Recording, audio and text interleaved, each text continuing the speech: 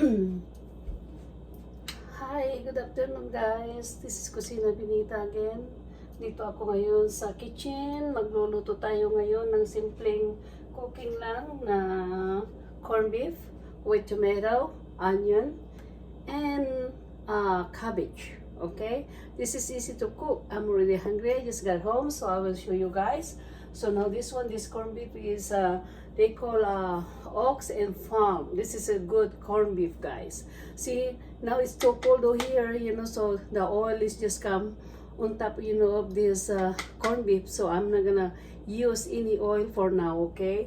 So I just dump it on the pan and then make sure, to gisa natin, okay? So I let it sit here first to come out all the oil because this one is too much oil. We will need oil on this, okay? Look at that, guys. Okay, this is a simple cooking.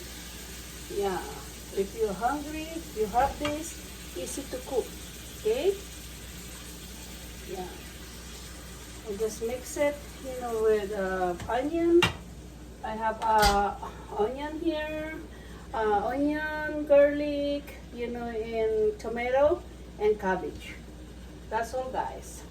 Then we have to add it little bit, soup, or because this one is gonna having soup, later, guys. So we'll see. So now I have to add it. Already see? Look how fatty it is. This kind of corned beef. Looks, it's a lot of fat on here, mantika, mataba. So lagay natin. Just wash my hand. I wanna hold it, the garlic, and you have to put the garlic with this. If you don't have any garlic, you can use the garlic salt. See? This is garlic salt urine. Okay, orange, okay?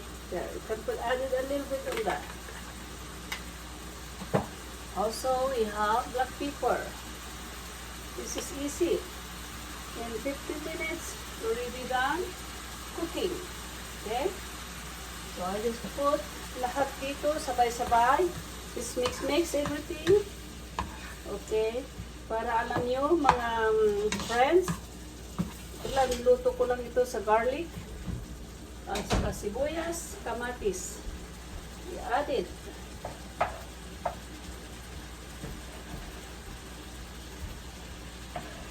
Tomato. Tomato, onion. Alright.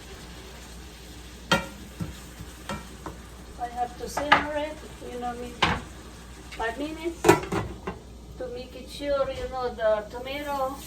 This is already smashed. Okay?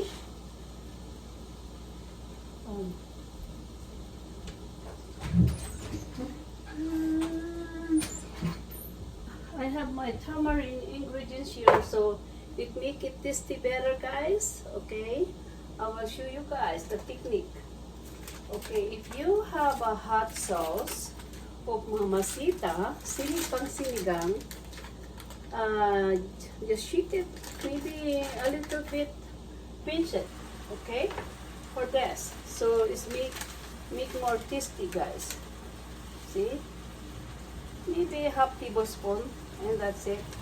To make it sure, the aroma for the tamarind soup, it's gonna be mixed with the corned beef. Okay. See, it's too many mamacita's ingredients I have here. Alright. So now, we have to taste it, this one, soon. And I'm gonna put together now, mix it, with the cabbage. Alright. It's just simple and easy to cook. Right?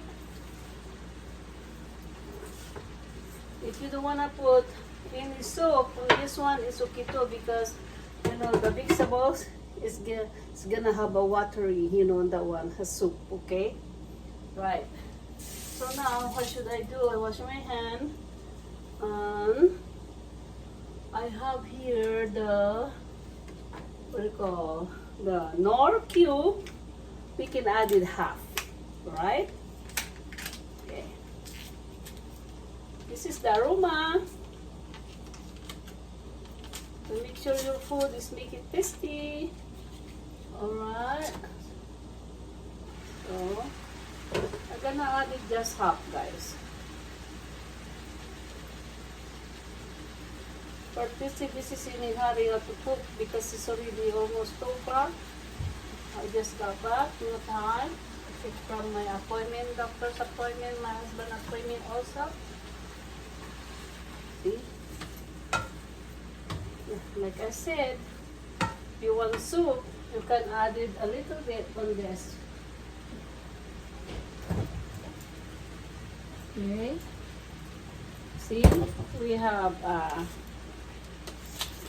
you know, water here, bottled water, so I can add it a little bit. Okay, so probably my son wants soup, so I added soup instead. I'm not gonna put soup, you know, but just a little bit. Okay, then we'll wait for 3 minutes, and this one is finished. Okay.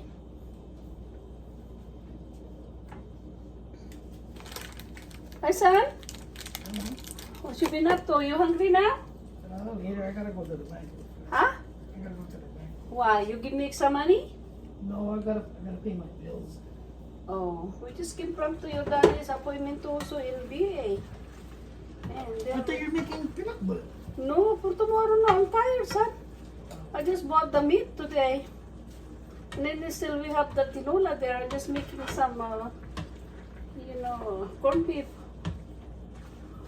with tomato. Too late already. It's 2 o'clock now. I'm tired.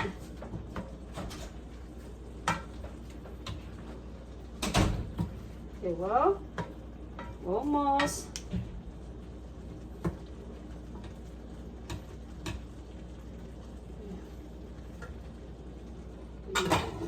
Simmer for more.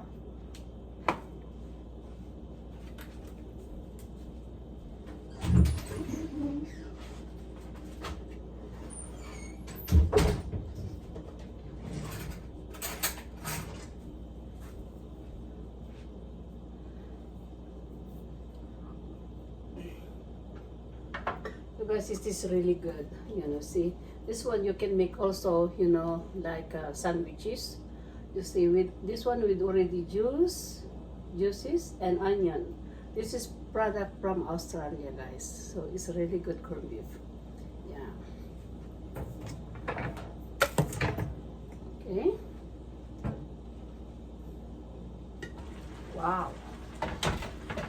Thing is already cooked now. So we're done, I guess. I don't want, you know, the vegetables is in overcook. So now we have to taste it, guys. How is it?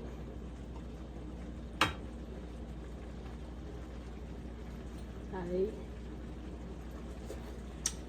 Yummy. Thank you guys for my short movie cooking. So, don't forget again to subscribe, guys. Happy nice day today. Bye. Done. Look at this. We're already done, guys. We'll remove the thing so you guys can see. This is the product finish. Cooking. Okay. Alright. Okay, done. Thank you so much.